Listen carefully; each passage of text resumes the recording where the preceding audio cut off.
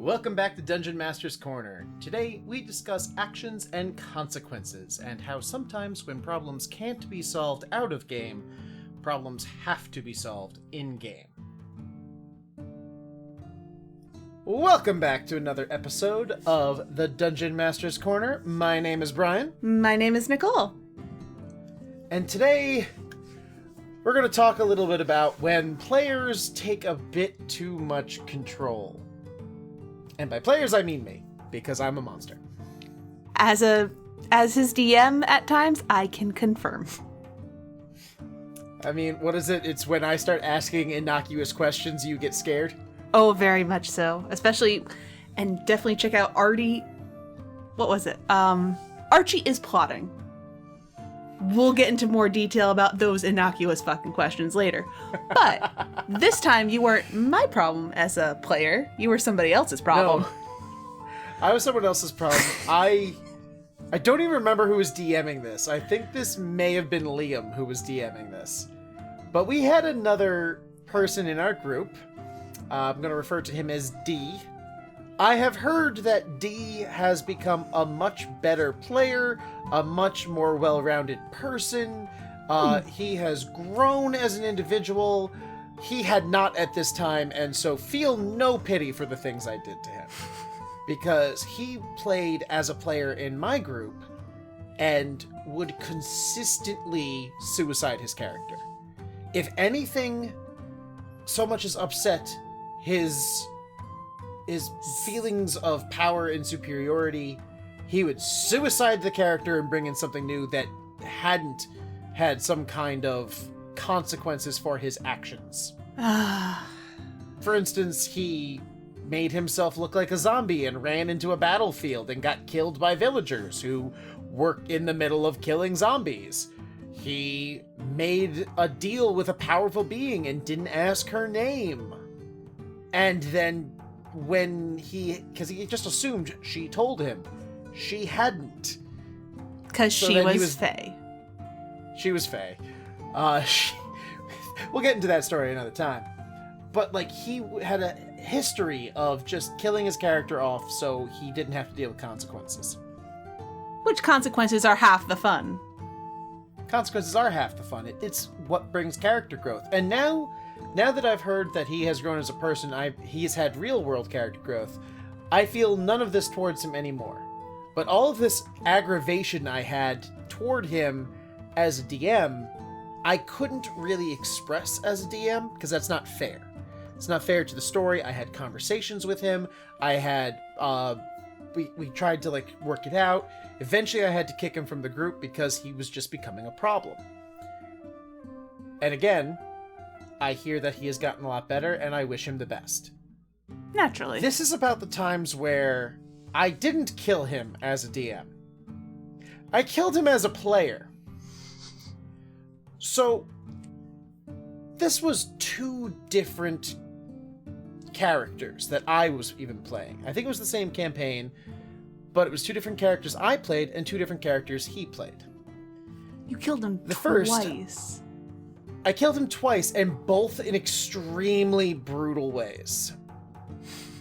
Actually, one of the ways I killed him, he paused at the table and went, "Fuck, that was cool." So I don't think he was upset with me on that one. That's the second one, though. The first one, I was playing Adrian, a druid ranger. Adrian had enough levels in ranger to get an owl, and enough levels in druid to transform into animals. That was really what mattered. So, at this point in the game, we were on an airship, flying across the tundra. I think we were doing Storm King's Thunder. Do not quote me. When Adrian turned into animals, he was not trained as a druid. He was trained as a ranger. He happened to tap into something druidic. He was totem of Circle of the Moon. He was Circle of the Moon. So he became very aggressive animals. When he turned into an animal, he went full bestial. If he killed an enemy, he ate the enemy.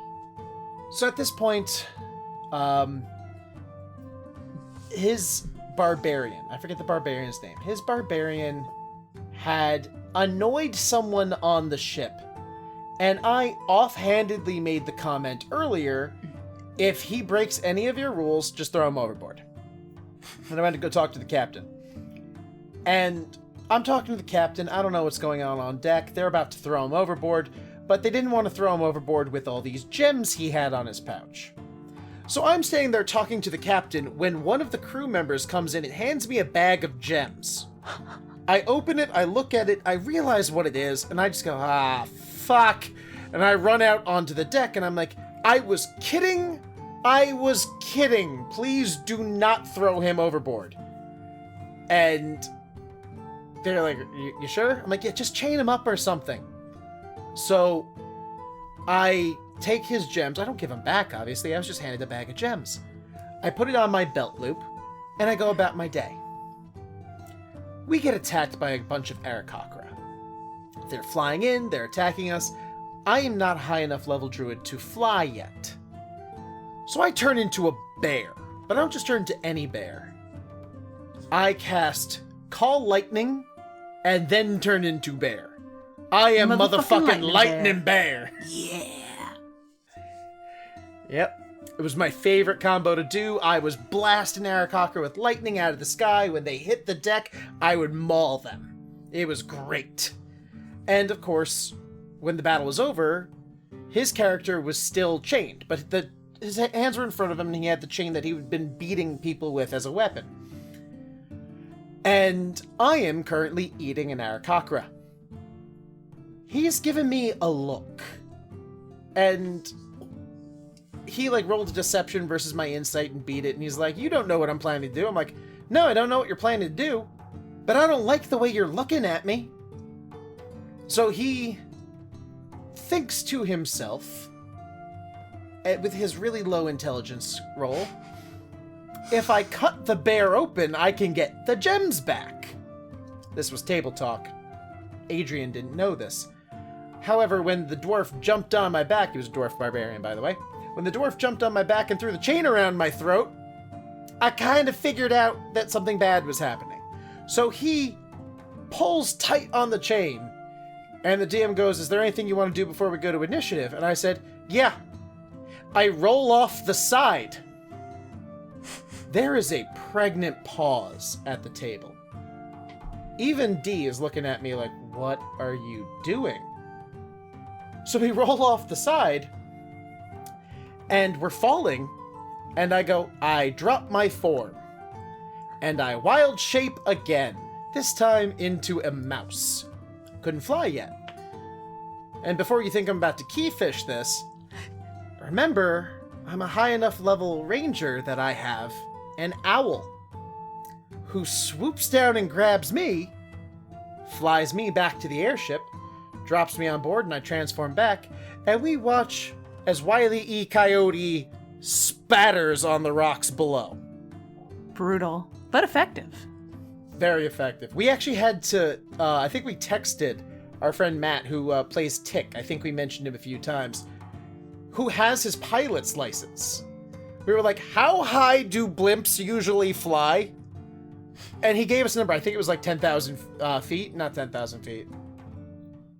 Maybe it was 10,000 feet. I don't know. Either way, high. High enough that the number of D6s rolled was higher than his maximum. Even if he rolled all ones on that, he was dead. He spattered. We didn't play on that. Oh, there's a terminal velocity, a certain number of D6 that you just stop at. He raged before he hit the ground and still died. 1,000 to 7,000 feet. Thank you, Invisible Matt, coming in the clutch. It was still enough D6s that we got a little salute there, folks. It was enough D6s that he was definitely dead. So I decided at one point to retire Adrian, and I brought in Odium. Oh. Odium is a tiefling.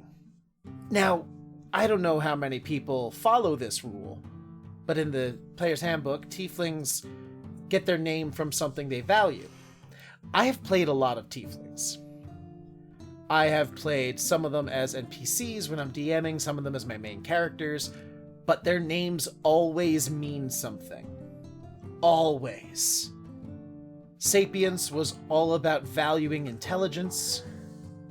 Placid, peace. Placid was, he was the peace paladin.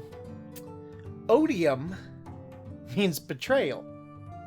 I was an evil character. I had gone over this with the DM. My plan is to use, abuse, and ditch this party. Literally goes, "Hi, my name is Betrayal. Let's work together." And the thing is, people at this table knew how I operated. No one looked the word up. Not a soul looked the word up. So I thought I was going to be found out immediately. Did not happen. So I'm going through, and at this point, Dee was playing a sorceress. I think she was a half-elf or an elf sorceress. Probably half-elf. He liked to min-max a lot. Says the guy playing the tiefling warlock. But I was in with the wizard, the gnome wizard we had in our party. It was the three of us in a room, and we got attacked by a bunch of those, what are those beholders? The sweet kisses? Some kind of kiss? Ooh, yeah. Death The kiss? little electric death kiss. Let's go with that one. I think you're right. I'm not sure. But we're recording and I don't feel like looking it up. So, we're in this room with like 4 of them. There's 3 of us. And Dee steps back, closes the door, and runs away, leaving us to fight these things on our own. Just flat out left us. And I'm a warlock. I have 2 spell slots, but I'm a hexblade, so I am hacking my way through these things. The wizard is doing everything he can. We somehow survive, and I am livid. I am the betrayer. You do not betray me. So I grab the warlock and I go, "We're going." And I dimension door us as far to the exit as possible, because I know where that little shit is going. We see her maybe 25, 30 feet in front of us. And the wizard goes, "I got this." Drops a fucking fireball on her ass. He hadn't used it because it would have gotten us too. I didn't know he still had that in the pocket. Because of that, she went down. Like, hit points at 0 down. I think she rolled either a fail for the death save or something happened, but I dismissed my pact weapon. I grabbed her by the hair and lifted her up, and I said, "This is a little earlier than I intended, but..." And I take my other hand and I'm gripping my sword, and I press it against her chest, and I summon my pact blade right through her. And that's an auto 2 fail. And then I pull it out. Another auto 2 fail. And I drop her corpse and I just walk through the smoldering remains with the gnome wizard knowing we were going to kill her, but not knowing we were going to do that. Still a pretty badass way to die, though. Yeah, and he actually said that to me. He's like, "I knew I was going to die after I betrayed you. That was awesome." So I'm like, if you can kill someone's character and make them say that, you're not doing everything completely wrong. But yeah, that's a couple examples of me as a player taking even the DM by surprise. What is it that you tell us about? The DMs are kind of constrained to the rules of the world, but the players can do absolutely everything. Well, it's not so much that the DMs are constrained to the rules of the world, because the players are too. It's... the DMs need to stay neutral. They need to make sure that the players are having fun, but also make sure that the players have a challenge. You can't just drop unkillable monsters on them and go, "I win," because you're God. You can do anything you want. That's no fun. But you also can't, have everything be skipping through the meadows or people get bored. Mm-hmm. Also, DMs, they're kind of... they have to work the rules. Players can abuse the rules. That's what it is. Or abuse the lack of rules. How many times have I abused real-world physics? Too many times. Too many times. But really, it's all about, for DMs, it's all about setting the scene. And it's like Lucy setting up the football. You can pull it out from under the players, but sometimes they're going to blindside you with something. And the best thing you can do is just let it happen, because dear God, if you have creative players, you'll get some damn good stories. Oh, yes. And we have so many because of that. Oh, yeah. Not all of them end in death, but quite a few of them. The question is, whose death, really? I forgot their names. Can't be that important, right? No, not at all. Yeah, that one was this bitch and that one was that bitch. So, yeah. This bitch and that bitch. Well, thank you all for joining us for another episode of the Dungeon Master's Corner. I have been Brian. I've been Nicole. Apparently I killed her. Thank you for joining us, and we can't wait to see you in our next episode. Bye! Bye! Take it away, outro guy! Thank you for joining us for another episode of Dungeon Master's Corner.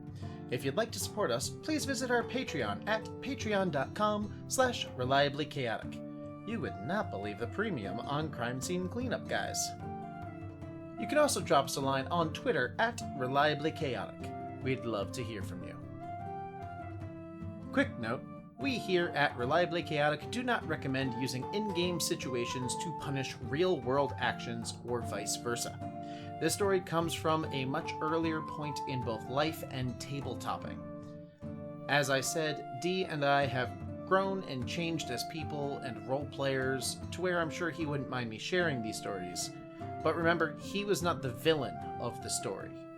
If you're having a similar situation at your table, follow the talk to walk protocol. Talk to the person you're having an issue with, and if that does not resolve the issue, walk away. No gaming is better than bad gaming, regardless of system.